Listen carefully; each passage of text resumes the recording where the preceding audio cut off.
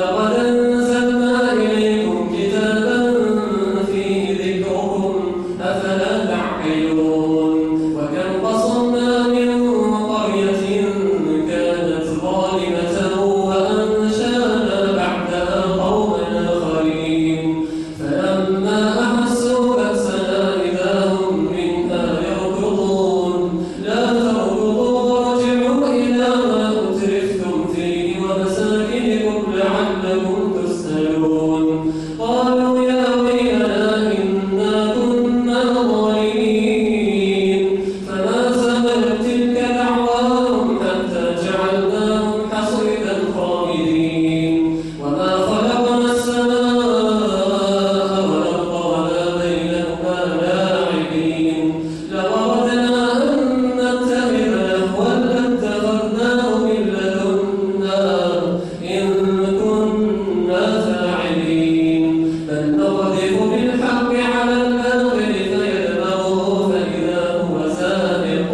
ولكم الويل مما تصفون وله من في السماوات والأرض ومن عنده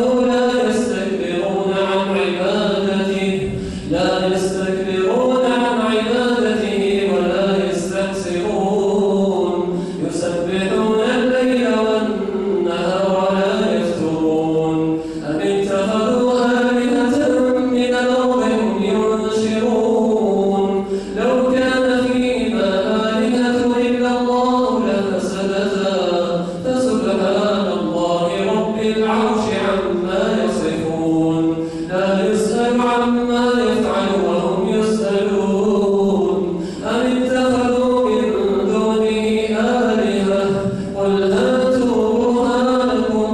هذا ذكر من معي وذكر من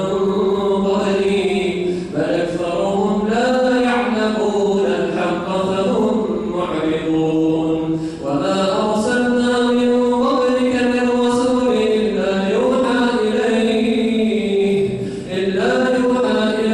أنه لا إله إلا